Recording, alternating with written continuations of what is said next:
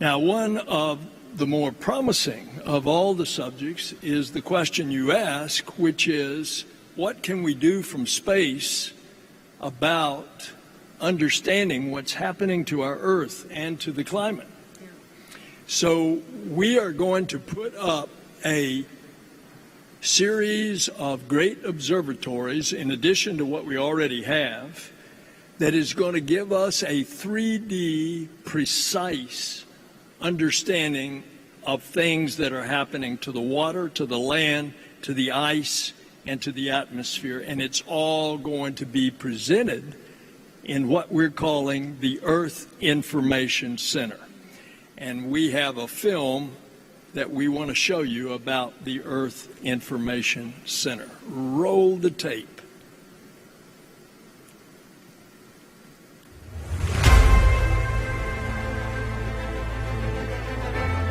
For more than 50 years, NASA has been collecting and providing data on Earth's land, water, ice, and atmosphere.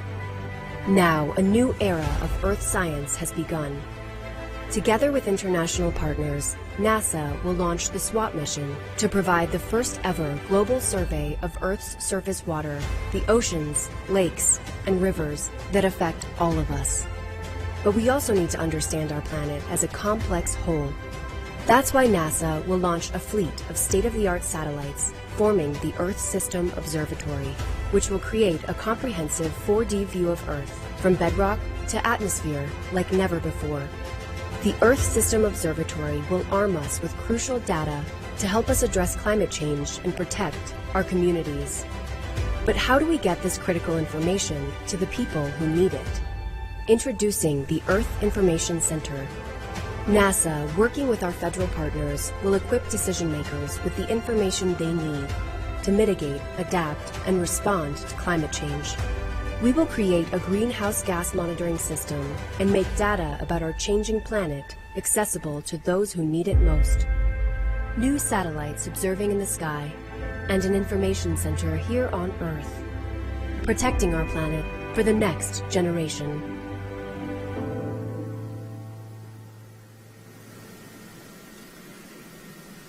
That's quite impressive.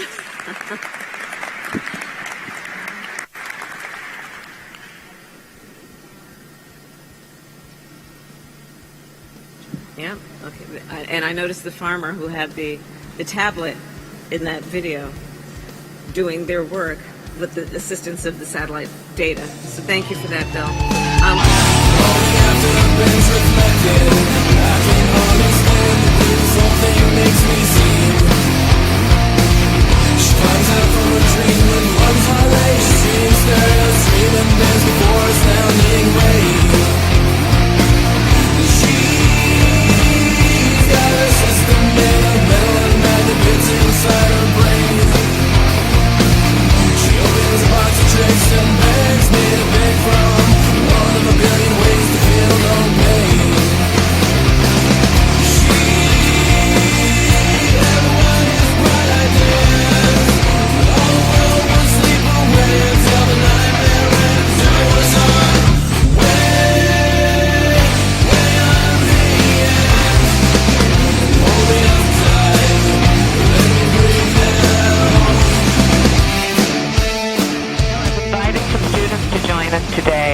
Talking with folks, of course, around the country about what you all are doing. Can you share, for those who have not been on the International Space Station, how does it impact your view of Earth when you've had that experience? Does it change your view of Earth and your perception of who we are, who live on Earth?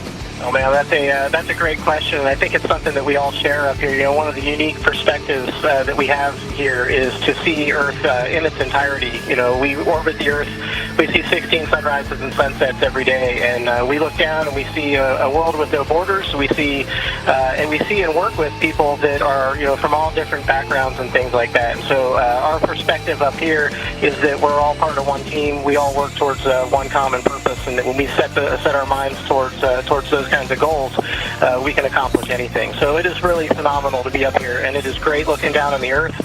You do realize how fragile it is and how much we have to take care of it as well. And so it is just really a privilege to be up here, and just really an honor. lessons for all of us. We're all in this together, aren't we? You can see that when you're in space, that we on Earth are all in this together. And I appreciate your point about the fragility of this beautiful Earth of ours and the need, therefore, to take care of it. Tell us what you are learning on this space station that is helping us be smarter around how we take care of Earth. We are honored and privileged to be able to use the International Space Station as a test bed and as a laboratory to be able to learn lessons that we can apply to Earth. So things like learning how to grow plants without soil and being able to use that back on Earth to help with food security. Thinking about learning about how cells immune cells age while we're up here, and thinking about how we can help with immune cell aging back on Earth. There's so many different aspects of what we do up here that can be applied to making Earth a better place. And everything you spoke of is about life, isn't it? And what we can do through food, through the growth of agriculture that feeds the species and the population, but also what we can do to improve the condition of human life in terms of sickness and what we can do and discover in terms of treatment. That really is so exciting.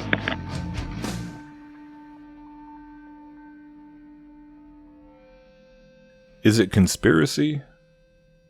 Is it comedy? Is it tragedy?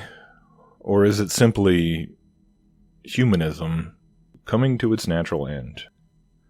So, I wonder, has the Vice President of the United States succeeded in generating so much excitement for the next wave of technocratic marvels from NASA that people are gathering outside her residence, hoping to be first in line for some of these new medicines developed from watching immune cells age in zero gravity? Perhaps they're hoping to taste some of these revolutionary new foods that are grown here on Earth without using soil, like they've been working on up in low Earth orbit for 2 or 3 decades. Obviously, everybody knows those are not the reasons people are gathered outside the D.C. home of Kamala Harris, who is head of NASA's Space Council, a duty she manages when she's not, busy being the VP of the liberal world order. And they weren't the reasons for the public gatherings going on recently in places like Martha's Vineyard and Chicago and every state in this union, and all the craziness that's escalating with all of that stuff. We have a secure border. It really feels like the gas is being lit on a new level all the time. Like this troll war for the free world is just in full swing. What with the inflation and the economic bubbles that are just expanding to levels beyond what was in 2008. We have the manufactured energy crisis going on in Europe. And then we just had the death of Queen Lizzie. And finally, about to once again totally go to the moon, fueled by woke pixie dust and galactic rainbow dreams. It may be back to the drawing board for the NASA crew working on the Artemis 1 rocket. There may still be a leak in the space launch system. So yeah, there's so many things going on the headlines. It's real easy for something like the announcement of NASA's new Earth Observatory System and corresponding Earth Information Center down on the ground. It's easy to get missed in all the commotion, so I felt like it was my duty to bring it to the public's attention. So they're talking about a 4D map of the entire Earth where all the important climate data from the super real globe is being put together in a giant computer model, which of course is a 100% real digital reflection of everything really going on the surface, without question. And to think that such a computer model could be arbitrarily created in its digital form first would be absurd and a conspiracy theory. So all you need to know is that we're definitely collecting all this important climate change data from NASA, and it's being fed to whoever their unspecified corporate partners are. And it's all being done in order to help the hardworking farmers out there who can now consult their tablets in the field and find out how much horrible earth-killing, carbon-producing farm work they're actually permitted to do on their own land. Thanks, NASA. I did get a pretty good laugh from that ad-libbed filler part from the Veep there. I guess you gotta just try and take the laughs where you can get them sometimes, because the number of macro scale machinations that are increasingly slamming into Main Street realities are growing by the day. And it's crazy to see how propaganda serves different functions at different phases of the desired social change, kind of depending on whether it demands chaotic upheaval or docile consumerist, malaise.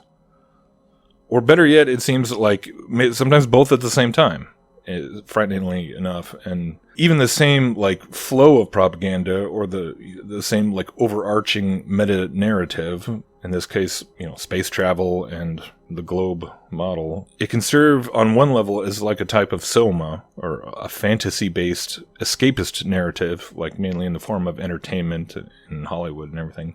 But simultaneously, and more frighteningly, serve as the underlying ideological framework for subjugating the entire worldwide population to levels of control that would have been inconceivable to any previous generation. Inside Google, a team of techies has been working behind the scenes on software for high-speed communications networks that extend from land to space. Codenamed Minkowski within Google, the secret project is being unveiled to the public on Monday as a new spin-out called Allyria. While Google declined to offer details about Allyria, such as how long it's been working on the technology and how many employees are joining the startup, Allyria said in a news release that its mission is to manage hyper-fast, ultra-secure, and highly complex communications networks that span land, sea, air, near space, and deep space. The company says it has a laser communications technology on an exponentially greater scale and speed than anything that exists today. Allyria's software platform has been used in multiple aerospace networking projects for Google. The spin-out comes as Google parent Alphabet reckons with a slowdown in ad spending and looks to advance or wind down experimental projects. Allyria said it has an $8.7 million commercial contract with the U.S. Defense Innovation Unit. The company will be led by CEO Chris Taylor, a national security expert who has led other companies that have worked with the government. Allyria's board of advisors includes several previous Google employees and executives, as well as Vint Cerf, Google's chief internet evangelist, who's known as one of the fathers of the web. Google will retain a minority stake in Allyria but declined to say how much it owns and how much outside funding the company has raised. Google said that earlier this year it transferred nearly a decade's worth of intellectual property, patents and physical assets, including office space, to Allyria.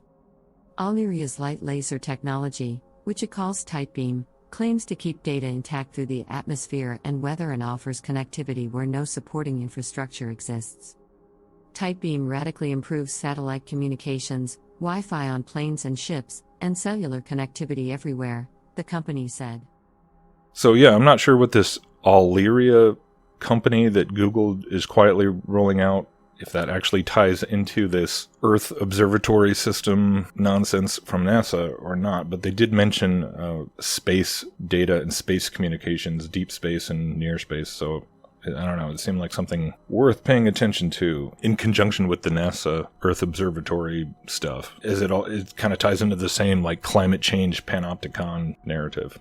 But that's what we see time and time again, right? Where all the so-called conspiracy theories, what they really boil down to in the end is just, a very simple, unpalatable conclusion that in some fashion or another, it's just some group of intellectual, economic, or political elites are in fact okay with deceiving the broader population in ways that is not genuinely for their benefit. I mean, it's pretty we don't think of this as conspiracy theory at all when we see it going on in other totalitarian regimes and historical instances, but when it's in your own country or your own time period or your own paradigm that you don't think is possible, then suddenly it's conspiracy theory. But it's the same basic collaboration of ideological people towards a certain end. And so when you define it in such a basic way, it does hardly seem like something we should be scoffing at. And that was the whole level of quote-unquote conspiracy, which Francis Schaeffer outlined and was warning against in that message from 4 decades ago. Not sure exactly which year it was, but it was either late 70s or early 80s, it seems like. And I played that video in its entirety. It's called The Watershed of the Evangelical World. If you haven't had a chance to listen to it yet, feel free to go back and do that now if you want. But I'll try and summarize it as best as I can. the points that I thought were so applicable and imperative for us to take to heart in the days that we're, living in today. And before his death in the early 80s, he died in 83, Schaeffer had it was a pretty blunt message for the evangelical church in America. And he does say evangelical for lack of a better term, even then. And of course today, that, like so many other terms, it's become politicized and weaponized, and who knows what it means to 100 different people. But in the sense that he meant it then, in the original theological term, what he was talking about was just people who claimed to just believe the Bible. And it was sort of an interdenominational term for Bible believers. And his whole message was about having a high view of Scripture to be ready for the difficult days that are ahead. And in that message, the watershed for the evangelical world, he comes out saying that Christianity and biblical values are no longer the status quo. In retrospect, this should not really seem like a very profound statement for anyone to be making at that point in history, especially in America, but yet it was pretty much that point that Schaeffer spent so much of his time in his books and his talks trying to explain in terms of this existential leap between like what he describes as these lower and upper floors of like a metaphorical house. And so the concept of the existential methodology or theology was really what kind of started to open my own eyes in a lot of ways and help me to just more realistically understand like the real world that I was actually living in and that I'd actually grown up in, and that was increasingly going down this progressive path, both inside the church and in the, the quote unquote secular world around us all.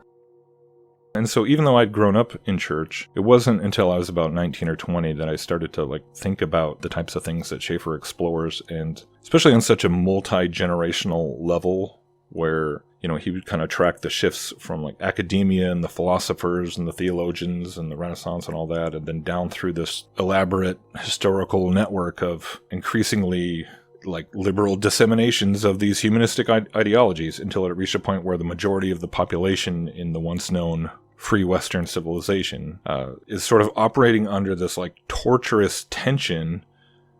There was a clash between the upper and lower stories in this existential dichotomy. And you can kind of understand this depending on whether you're talking about people who profess to be Christians or people who are complete atheists and yet still living in this Western society and inheriting all these freedoms and these secondary cultural benefits that Schaeffer describes as coming from a foundation of the Protestant Reformation and true, Bible believers, generations of Bible believers grappling with law and commerce and everything. And I think Schaeffer really kind of grasped this in a way that probably was unique to almost any other prominent Christian voices of that time period in America, was because he had spent so much time in Europe and lived there for however many years, and was very cognizant of how that shift had already taken place in Europe, and how he saw the writing on the wall with so many things, and was acutely aware of what was going on with communism and the Cultural Revolution of the 60s, and just that alone was something that was just so refreshing that it was wow, here's somebody who's taking a critical view of the culture that we live in and the times that we're living in. And it was kind of this amazing revelation that there was. But the conclusion that you kind of come from that, as I encountered it 20 years after he had died, was when I kind of encountered his writings and ideas, was that, yeah, we're essentially a society that's running on moral fumes, because we want to enjoy freedoms that essentially are derived from biblical reality, whether it's freedom of speech, the sacred rights of the individual and all this stuff. And these are all basically derived from biblical teaching, the gospel itself, I would argue. But once that foundation is lost, they don't mean anything anymore. And that's kind of what he was getting at when he talks about getting to the point where there's nothing left except statistical averages. When God has been shoved up into this upper story, as he put it, to where, that's just a religious idea. It has to do with your personal faith and feelings and whatever, but it's separate, and it's not allowed to come down into this lower story of reason, where it pertains to actual real history and the real cosmos. The things that science thinks are its purview. now where we see it completely compartmentalized, and there's this dichotomy. Religion is not allowed into the realm of science. And science can say whatever it wants about religion. That's kind of the cultural dichotomy of this two-story picture. But he's also talking about it in terms of the individual Christians who, this is what was kind of mind-blowing for me 20 plus years ago, was realizing like how you can think that you believe in the Bible, and yet you have been split into this two-story kind of thing without even necessarily realizing it. And it's crazy how, like, I had never even heard that message, the watershed of the evangelical world. I'd never heard that particular one until just a few weeks ago. And it's really good. If you didn't listen to it, I do recommend it, because it kind of summarizes the journey, I suppose, that I've been on for over 2 decades in my own life, of having God really unpack what that even means in my own life and worldview, and being challenged on how much do you really believe the Bible, or is it just religious concepts that you think you believe, but when they're tested and when it's fleshed out in the real world, or when you're presented with ways of questioning literal interpretation of the Bible that you never even imagined could be posed, I mean, what are you going to do? Yeah. So I suppose at this point, I'm trying to learn to just surrender to that whole ongoing process of being challenged, and to learn what it means to have a high value of Scripture, in the sense that the way that I live my life on a day-to-day basis is because I believe everything that went on from Genesis to Revelation, Genesis to the flood, to the Exodus, to the Messiah, was absolutely 100% as historically, factually, cosmologically real as what I'm doing right now, and wherever you're sitting and listening to this right now, and everything else that's going on in the world. It is absolutely exactly that real. I know I don't live in that kind of acuteness anywhere near as much as I long to.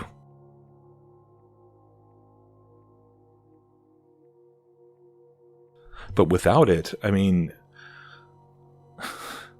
that's what's amazing. So, as kind of a weird random example, a couple weeks ago, I recently watched the Michael Moore produced film. It's called Planet of the Humans. It was actually completely made by this other guy, Jeff Gibbs, and I think Moore just basically like produced it and promoted it, I don't know, after the fact or something, but put his name on it, and it got a lot of attention. It came out in 2020, and probably a lot of you have already seen it. So I hadn't, but overall I thought it was a pretty good documentary, in the sense that it does an impressive job at like demonstrating how the entire, corporate green energy movement is, shockingly one giant scam, and ultimately consumes just as much petroleum in the end, and rare earth mining, and all the so-called, dirty fossil fuels, if not more than conventional energy production. But even more sickeningly, it is now apparently involving the literal burning of timber in order to produce electricity, and labeling it as sustainable biomass fuel. And I had never seen anything about that, so that was some new information.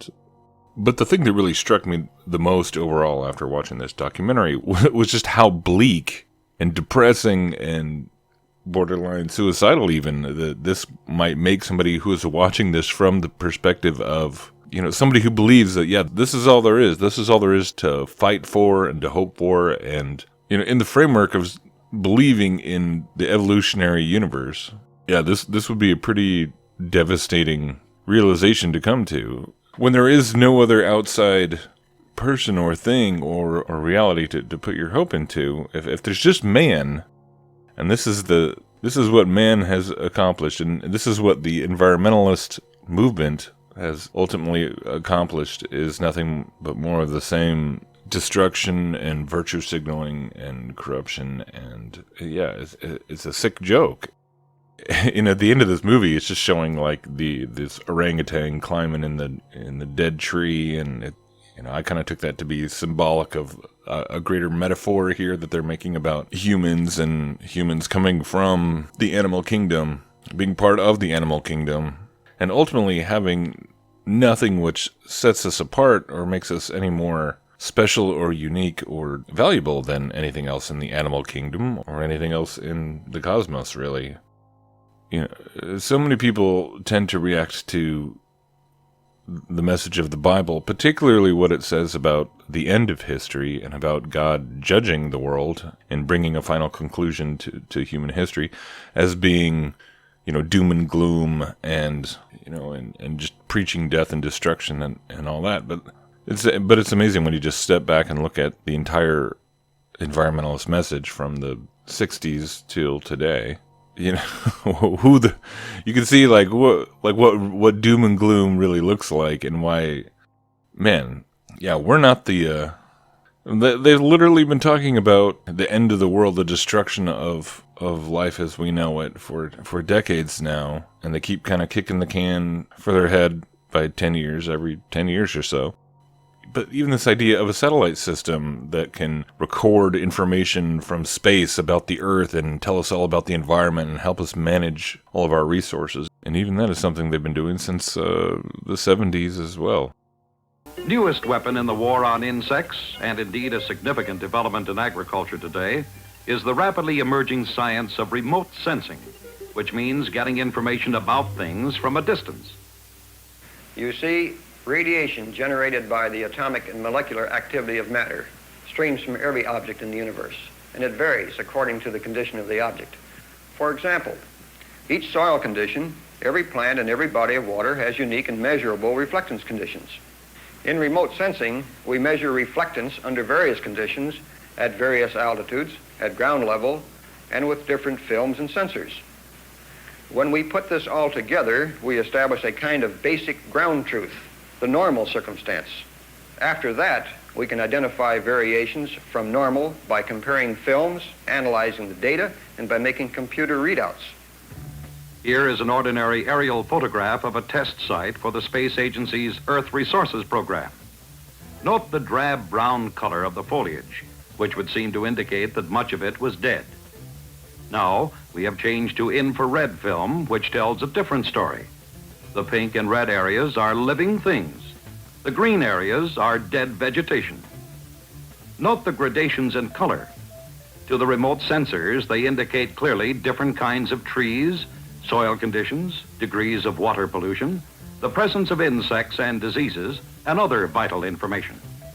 Here's a stand of Monterey cypress seen from above as it would appear to the eye. Everything normal and healthy. Note, however, a fungus infection already has a good start, indicated by the green areas. Here's an infrared picture of pollution.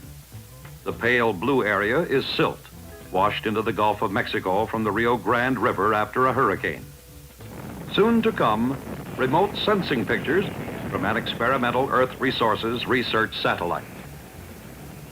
This infrared picture was taken over the Imperial Valley of California at an altitude of 129 miles as part of the Apollo 9 Earth Resources survey experiment. There is no question that remote sensing opens a new era in agricultural research that can have vast implications for the 70s.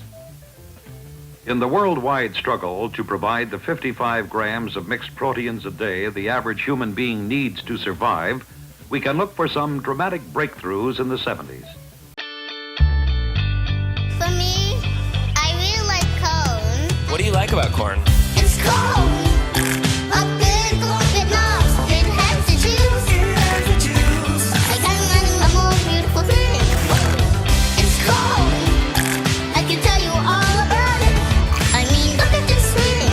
When I tried it, I don't anything change. It's corn. So in the end, Planet of the Humans, while doing a great job at pointing out so many of the hypocrisies and downsides of industrial-grade green energy, it ultimately fails by reinforcing the disgusting globalist lie of overpopulation and leaves the viewer with really no answers at all and just the basic awareness of this bleak situation because there's just too many people. And the title of the film itself kind of reinforces that final message, and I was pretty blown away. Like, that's amazing that you get so many things right and then leaves you in that lower story of despair and meaninglessness and hopelessness, you know, the final destination of that existential leap into the abyss of humanistic idolatry. And so the climate crisis now is revealing itself to be the very transparent power grab that individuals like Schaefer were talking about. We're now in a social climate with how many generations now being embraced in postmodernism and relativism to the point where words hardly even mean anything anymore and can be abused and redefined and weaponized, and yeah, it's like straight out of 1984. Perhaps the only twist that wasn't even really envisioned back then was the role of the internet and surveillance and AI and algorithms that shape human perception on a level that we probably can't even comprehend already. But the elites, quote-unquote, are simply the people who are being used by the enemy to further his lies, and the higher up in the hierarchy you go, and the more you're willing to sell your soul, the more temporary profit you stand to gain in this whole charade, which clearly is designed to destroy the borders, just like they see on the ISS, with 12 sunrises and sunsets every day. They see the big blue marble, all one world. I mean, that's the whole message of the globe. It is a symbol of a one-world system, because the climate is all interchangeable and doesn't respect borders, and communicable diseases don't respect borders, so who needs borders? We just need the best and the brightest, the most evolved among us. This is what people don't understand about evolutionary theory. Like, at its core, it is elitist. You can't believe in evolution and not believe in the concept of the most intelligent, most evolved, most adept humans. But at the same time, you can't complain about being treated like an animal when you believe that that's what we all are. It's the craziest. The more I just think about, the basic teachings of evolution as time goes on, and what a crazy religion it really is. What a crazy psyop it really is. That so many other things are just predicated upon to where we don't even think about what people really mean when they just say science, and how that really translates into how you're supposed to view yourself and view society. When I really stop and think about what that must be like for people to walk around in their day-to-day lives and really think that they're just some hive of organisms that are growing like bacteria on this spinning object in a vacuum, that horrifies me now. It's so bizarre to even comprehend it. But so it functions to feed the delusions of the elites and the powerful, and it serves to feed the despair and the dehumanization of the everyday person. So how are you going to end up with anything but totalitarianism of some form or another? But this climate cult, man, this is crazy stuff. So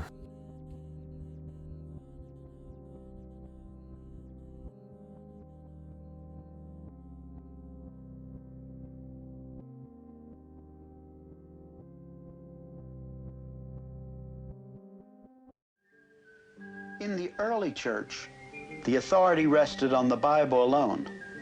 But in the Middle Ages, there gradually had come a change, with the authority divided between the Bible and the church.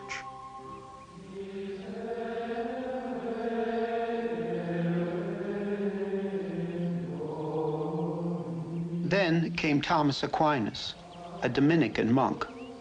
He was the outstanding theologian of that period, and his thinking still has much influence. He had an incomplete view of the fall of man, as man had revolted against God. In his view, the human will was fallen or corrupted, but the intellect was not. As a result of this emphasis, gradually philosophy began to act in an increasingly independent, autonomous manner. More and more, the teachings of the Bible and those of the classical non-Christian philosophers were freely mixed. He reintroduced the teaching of the Greek philosopher Aristotle, although Pope Urban IV had previously forbidden it. Because Aquinas emphasized Aristotle, a problem was raised which later became crucial in the humanistic elements of the Renaissance. Aristotle emphasized the individual things around us, the particulars. This cot is a particular. The molecules which make up this cot are particulars, and you and I are particulars. Beginning from man alone, and from the individual things in the world, that is the particulars, the problem then is how to find an ultimate and adequate meaning for the individual things. And most important, how to find a meaning for man and for life. And what will be man's basis for morals, value, and law. Later, the mixture of biblical teaching and non-Christian philosophy led to the question, is the Bible really necessary? Since truth could seemingly be reached without it.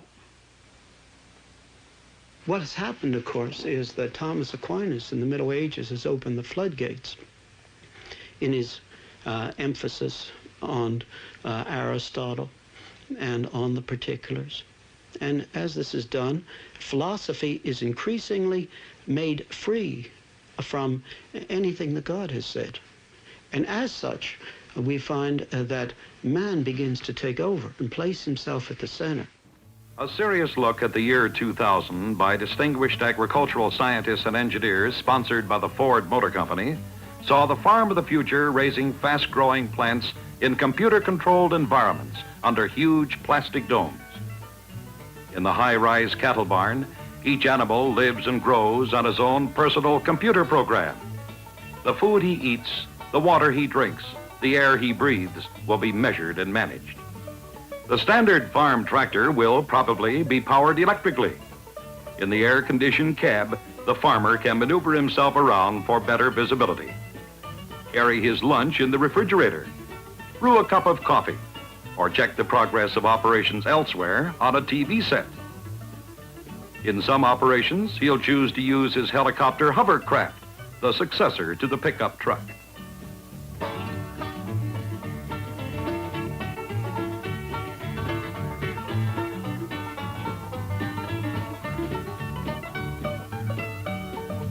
Today, one man working the land provides food and fibers for 42, who are then free to work in the arts and sciences and productive systems which create the better worlds of tomorrow.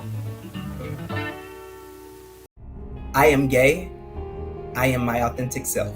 I am a queer woman. I am a transgender woman. I am a lesbian. I am gay and I'm my authentic self. I'm a parent of a transgender son and I'm very proud of it.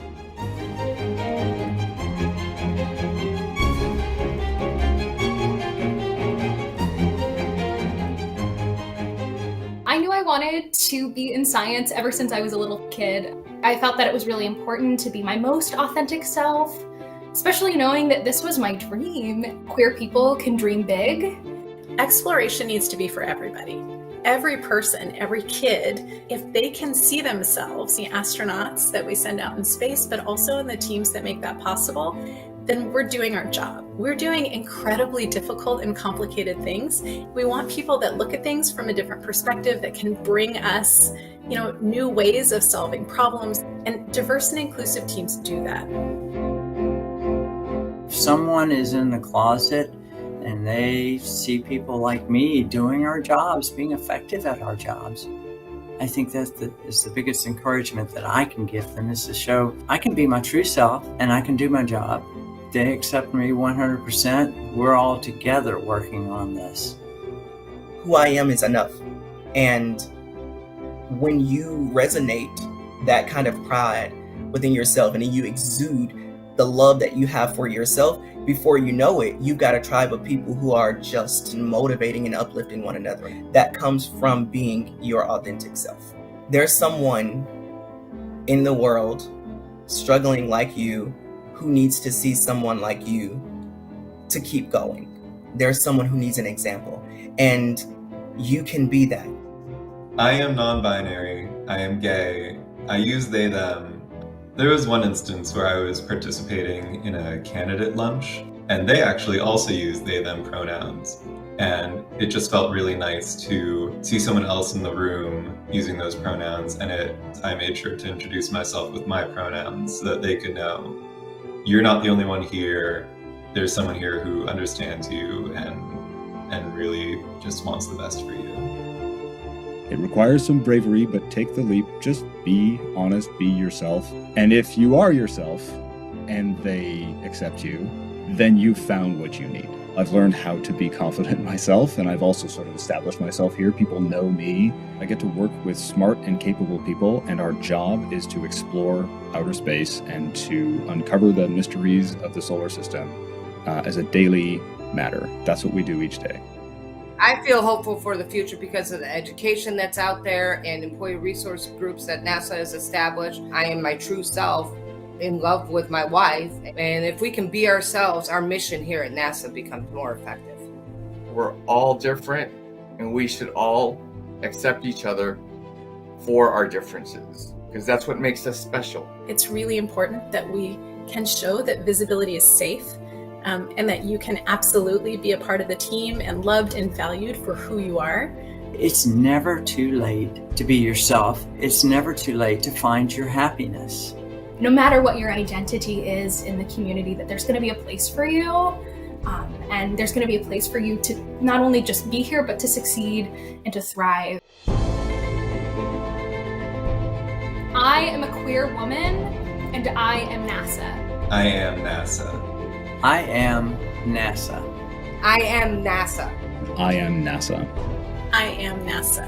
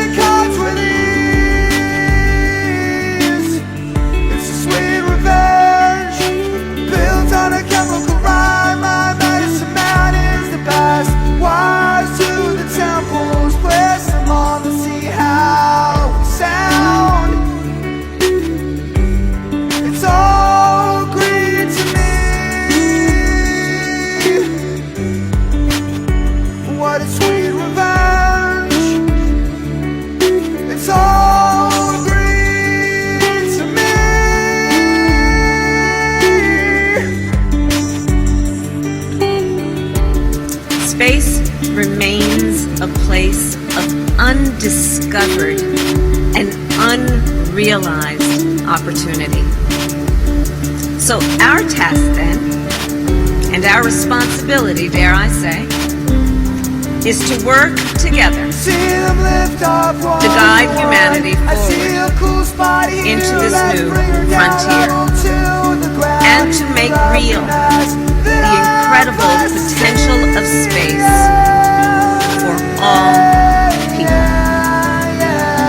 May God bless you, and may God bless America. Thank you.